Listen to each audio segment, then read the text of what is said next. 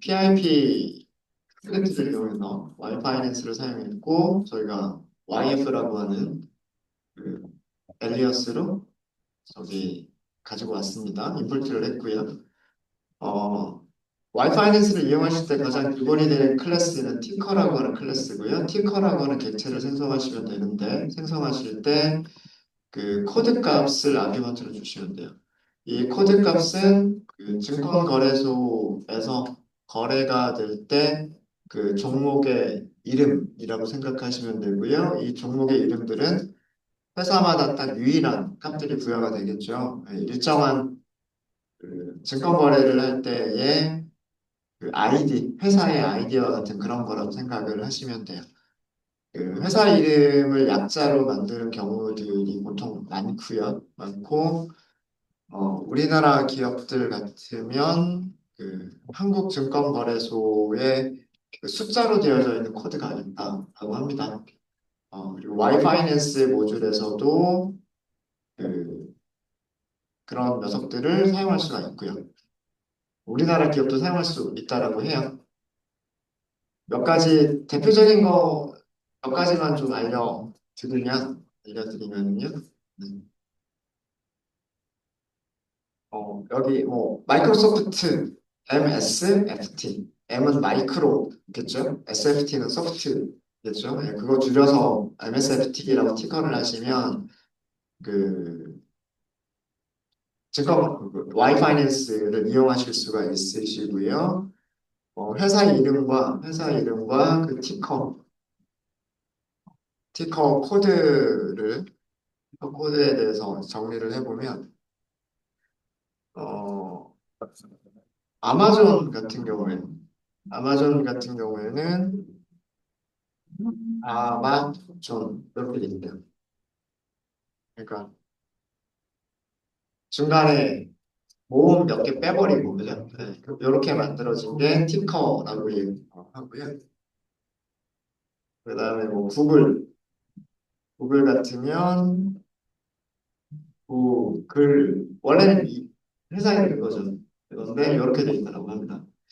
그리고 구글이 분사가 돼가지고 저기 모회사가 또 따로 있죠. 뭐죠? 알파벳인가? 네, 저잘 모르겠어요. 그 다음에 메타, 옛날 페이스북, 예전에 페이스북이라고 불렀던 회사가 지금은 메타라고 바뀌었죠. 그냥 그대로 메타라고 불렸어요. 그래서 이 티커라고 하는 객체를 생성을 하실 때 아규먼트에 문자로 아마존, 구글, 메타 이런 식으로 주시면 찾을 수 있으시고요. 그다음에 우리나라 삼성 같은 경우에는 찾아봤더니 이렇게 주시면 돼요. 005930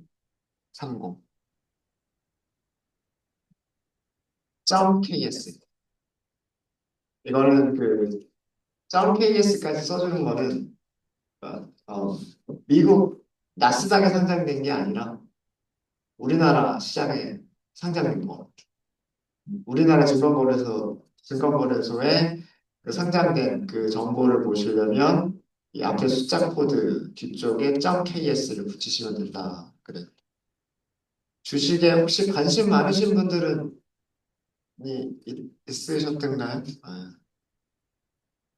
하이닉스? 저는 주식에 별로 관심이 없어가지고 이런 쪽을 잘 모르는데 쉬운 시간에 하이닉스를 한번 찾아봤더니 하이닉스는 숫자가 뭐더라 아까? 방금 찾아봤었는데 까먹었네. 000660이었나? 네. 000660이라고 합니다. 이게 하이닉스라고 해요. 그래서 그 티커 값으로 이런 값들을 주시면 여러 가지 정보들을 알아낼 수 있다라고 하네요. 알 수 있다고 합니다. 어, 하나만 볼까요? 여기 마이크로소프트는 봤으니까 밑에서 하이닉스 한번 볼게요. 하이닉스인가요? 맞나? 어, y파이낸스, 야후파이낸스 점 티커 이렇게 하시면 되고요. 빵빵빵 660 점 ks. 네, 이렇게 하시고 여기에 인포를 보시면요. 인포를 보시면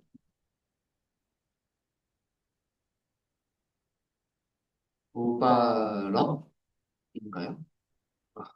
인천으로 되어 있군요. 한국으로 되어져 있고 전화번호 031로 시작하고요. SK 하이닉스가 홈페이지이고요. 그다음 반도체 회사라고 되어져 있습니다. 뭐 이렇게 정보들 가져올 수 있죠. 그래서 그 티커 값들만 아시면 티커 값들은 아마 검색하시면 금방 나올 거예요. 티커 값들을 하시면 그런 회사에 대한 정보들 알아내실 수 있으실 거예요. 그래서 가장 기본적인 클래스가 뭐다? 티커다. 티커다. 이렇게 있고요. 자, 우리 두 개의 티커를 생성을 했는데, 마이크로소프트라고 한 티커를 생성해서 인포를 확인을 해봤고요. 그 다음에 하이닉스라고 하는 그 티커를 생성해서 역시나 정보를 한번 확인해봤습니다. 아까 인포라고 하는 객체는 딕셔너리라고 설명을 드렸어요. 그죠? 어. 여기에서 출력된 형식을 보니까 중괄호가 있고 키, 밸류 이렇게 돼 있잖아요. 그죠? 뭐 어떤 회사든 상관없어요. 모든 정보는 전부 다 이렇게 밸류 이런 식으로 이루어져 있습니다. 그러면 저 인포가 가지고 있는 모든 정보 어떤 키 값들이 있느냐? 키 값들이 굉장히 많아 보이죠? 네. 그래서 마이크로소프트만 한번 보면 마이크로소프트 인포가 가지고 있는 키들을 이렇게 보실 수가 있겠죠. 이렇게 해서 보시면 굉장히 많은 키만 하더라도 굉장히 많은 키들을 가지고 있구나라고 하는 걸 보실 수가 있으세요. 저는 주식을 잘 몰라서 여기 사용되는 용어들을 잘 모르겠는데 주식을 아시는 분들은 아마 이 변수 이름들이 어떤 의미인지 뭐 아실 수도 있지 않을까? 뭐 그런 생각이 있어요. 네. 리스크에 관련된 거 있는 것 같고, IR 이런 거 있는 것 같고요. 그다음에 마켓 프리비어스 클로즈. 마켓은 시장이란 뜻이고 시장은 여기서는 증권 시장을 얘기하는 것 같고 전날에 받는다라는 뜻이니까 뭐 끝날 때의 가격, 일려나 종가라고 부르죠. 뭐 그런 정보가 아닐까 뭐 그런 생각이 들고요. 생각이 되고 그다음에 뭐 5이어 5년 동안의 평균 그죠? 평균 나눠진 일드는 뭐라고 우리말로 뭐라고 해야 되죠? 그 매출이라고 뭐라고 말해야 될지 모르겠네. 생산이라고 해야 되나? 그런 녀석들이 이렇게 키값들로 있는 것으로 보입니다. 뭐 마켓 볼륨 그러면은 아마 시장에서의 차지하는 비율, 그러니까 얼마나 그 시장을 차지하고 마이크로소프트가 얼마나 이 인더스트리 영역에서 얼마나 차지하고 있느냐, 마켓 쉐어라고도 얘기를 하죠. 그런 게 아닐까 싶기도 하고, 그러니까 저도 다는 모르겠어요. 다는 모르겠고, 아마 뭐 이 변수들에 대한 자세한 설명들은 야후 파이낸스 정보에 들어가 보면 또 정보를 찾을 수 있겠죠. 찾을 수 있겠죠.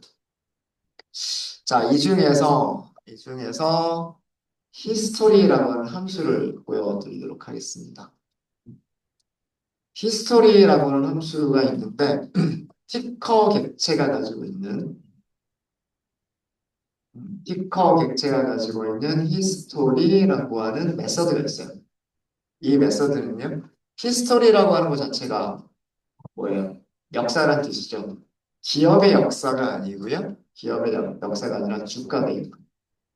주가가 어떻게 변하느냐라고 하는 주가 데이터를 방한해주는 함수가 history예요. 여기는 아규먼트를 전달할 수가 있습니다.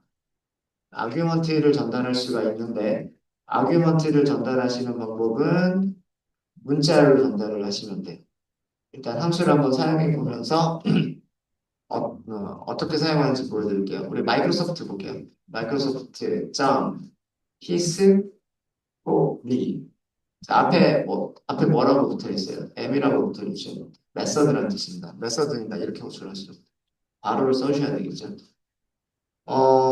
모든 아규먼트가 가변길이 인수로 되어 있어요. 가변길이 인수로 되어져 있고, 그 다음에 뒤쪽에 키워드 아규먼트, 가변길이 키워드 아규먼트죠. 그러니까 모든 아규먼트들을 넘기실 때에는 반드시 파라미터 이름 그리고 값 이런 식으로 넘기셔야 돼요. 어, 제공하는 그 키워드 중에서 파라미터 이름 중에서 피리어드라고 하는 게 있어요. 피리어드. 여기를 문자로 주시면 되는데 여기를 만약에 OD라고 써볼게요. OD. 자, 이게 무슨 뜻인지 보도록 하겠습니다. 얘를 저장을 할까요? 일단 변수에다 저장을 하겠습니다. 히스토리를 가지고 왔고 히스토리인데 OD라고 하는 히스토리를 가져왔으니까 자, 이렇게 먼저 가져오고요. 자, 그 다음에 저 변수 리턴 값을 출력해 보도록 하겠습니다. 출력 내용 보시면 뭐처럼 보이세요? 얘는 판다스의 데이터 프레임입니다.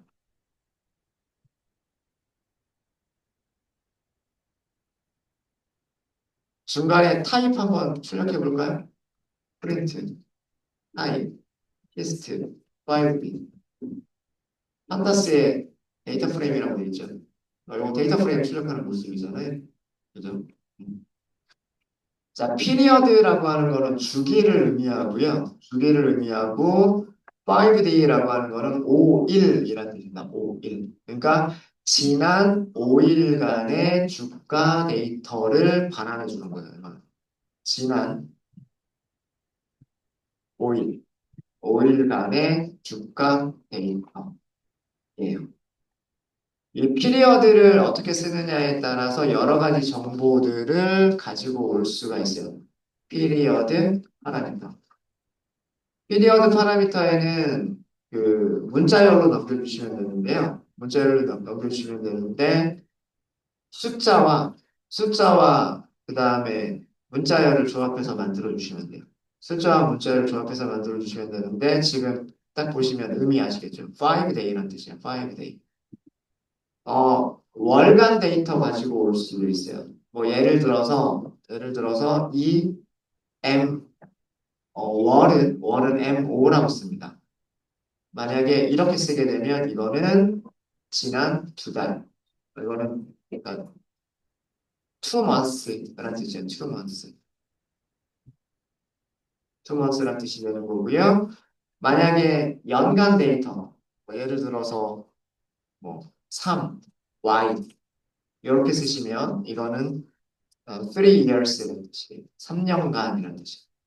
어떻게 전달하는지 아시겠죠? 그러니까 내가 날짜별로 데이터를 보고 싶으냐, 월간으로 보고 싶으냐, 연도별로 보고 싶으냐, 뭐 그러면은 그걸 선택하시면 되는 거고요. 그 다음에 며칠간, 몇 달간, 몇 년간 이거를 보고 싶으시면 날짜는 D, 그 다음에 월은 month, 그 다음에 연도는 Y 이런 식으로 써주시면 돼요. 그래서 지금 여기서는 지난 5일간의 데이터를 본 거고요. 히스토리 함수. 오늘이 9월 10일이고 미국 시간으로는 지금 9월 9일이잖아요. 그죠? 그래서 9월 9일, 9월 8일, 9월 5일, 4일, 3일. 네, 3, 4, 5, 6, 8. 7이 빠져 있네요. 3, 4, 5, 6, 7. 7이 빠져 있군요.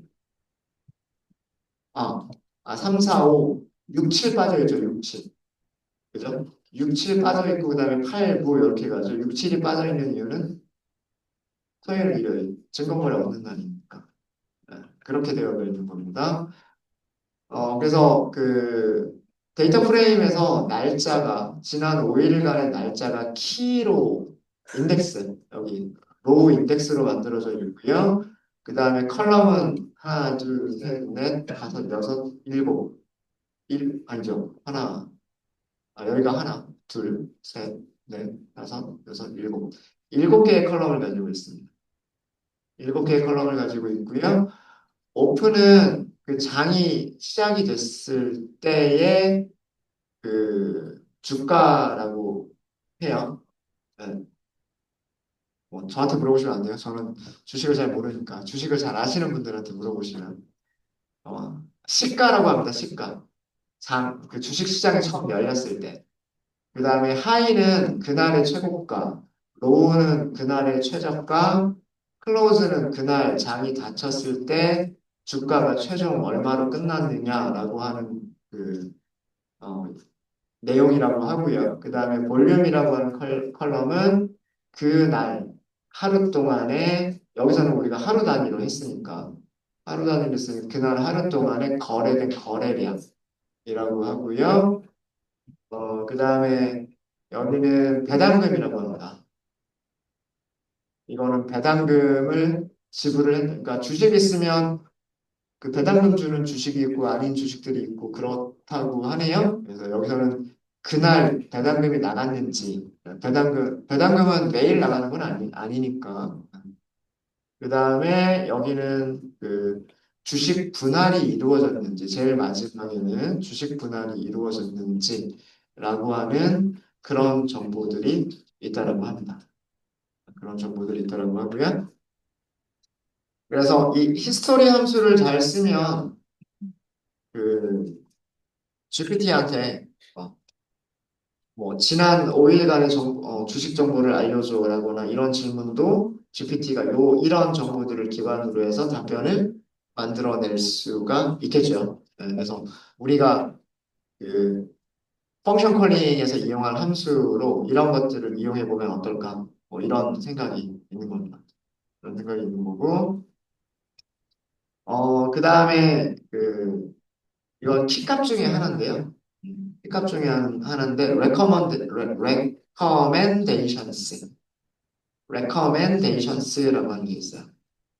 여기는 프로퍼티라고 되어 있어요. 그러니까 얘는 함수가 아니에요. 단수입니다. 그냥 이렇게 쓰시면 되는 거고요. 네. 네, 출력해 보시면은요. 이것도 출력된 모습을 보시면 데이터 프레임이겠구나라고 하는 거를 알 수가 있어요. 이거 데이터 프레임이겠네? 라고 하는 걸 알 수가 있죠.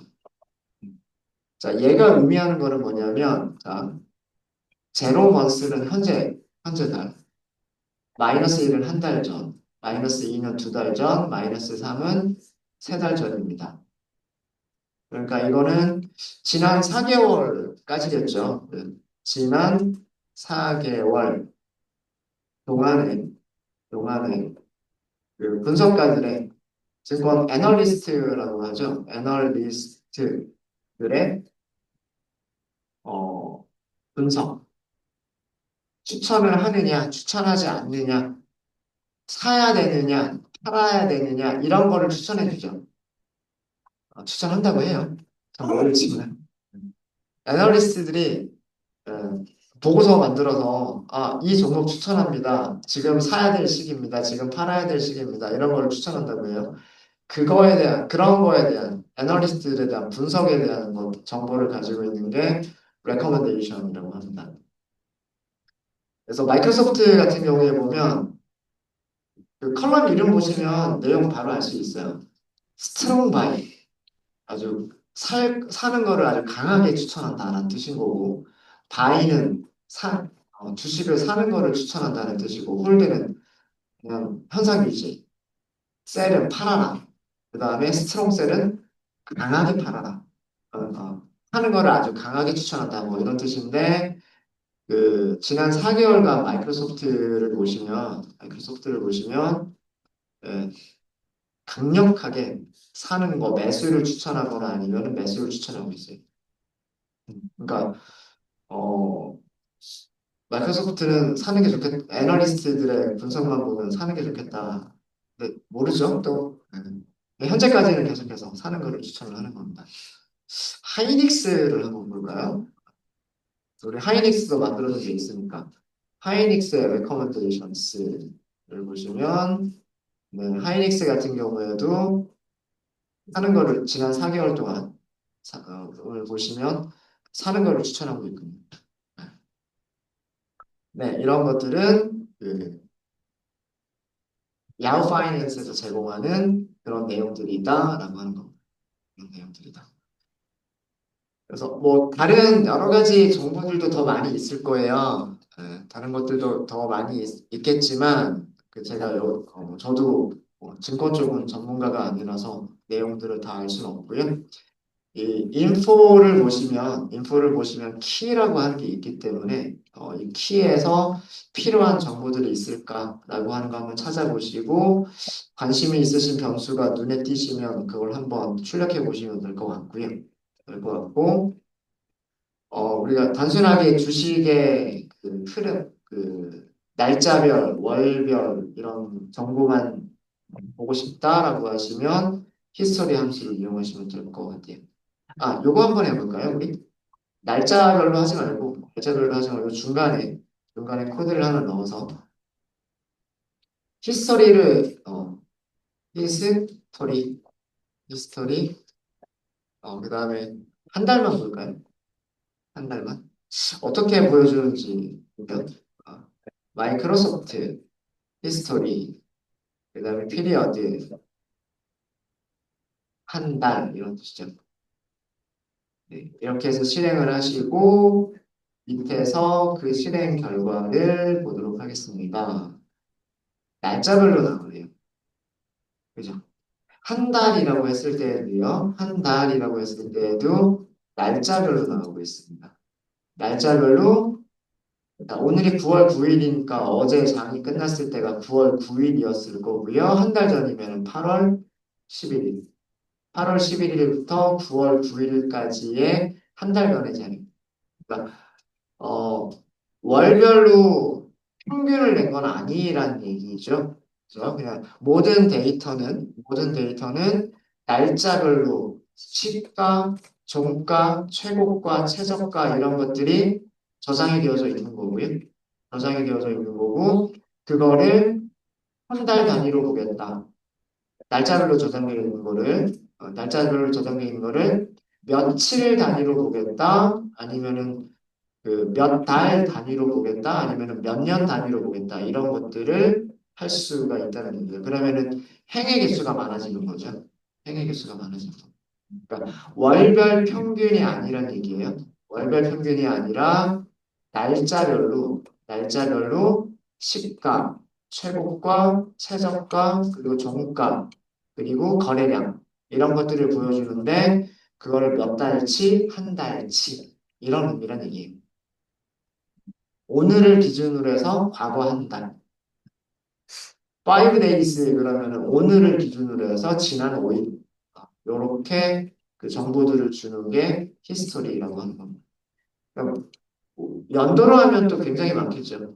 연도로 하면 또 굉장히 많은 게 나오겠죠. 1년만 하더라도. 아마 제가 변수 중에 이 피리어드 중에 D하고 month하고 year만 알려드렸는데 W라고 하는 것도 있을 거예요. W는 주, 그래서 1주, 2주, 3주 이런 식으로 아마 주별로 볼 수 있는 문자열이 있을 겁니다. 그것도 한번 테스트를 해보시면 좋을 것 같아요. 좋을 것 같고. 저희는 그 펑션 콜링 기능으로 이 레커멘데이션 하고요. 레커멘데이션하고 그 다음에 그 위쪽에 있었던 이 히스토리 이 두 가지를 펑션 콜링으로 제공을 해보려고 해요. 그래서 그 티커 객체에서 히스토리 호출하는 거, 그 다음에 티커 객체에서 레커멘데이션을 리턴하는 거. 네, 이런 거를 저희가 해볼 생각입니다. 어, 와이파이낸스 모듈에 대한 소개는 이 정도로만 하고 넘어갈게요. 더 자세한 것들을 알고 싶으시면 그 와이파이낸스, 야후 파이낸스 사이트에 그런 문서들을 찾아보시면 될 것 같고 뭐 GPT한테 물어보셔도 될 것 같고요. 네, 시간이 살짝 애매하게 남았는데 저희가 새로운 파일을 만들어서 지금 제가 고민되는 게 뭐냐면 time util.py라고 파일 이름을 time utility라고 만들어 가지고요. 마치 여기에는 유틸리티가 시간에 관련된 유틸리티가 있는 것처럼 보여서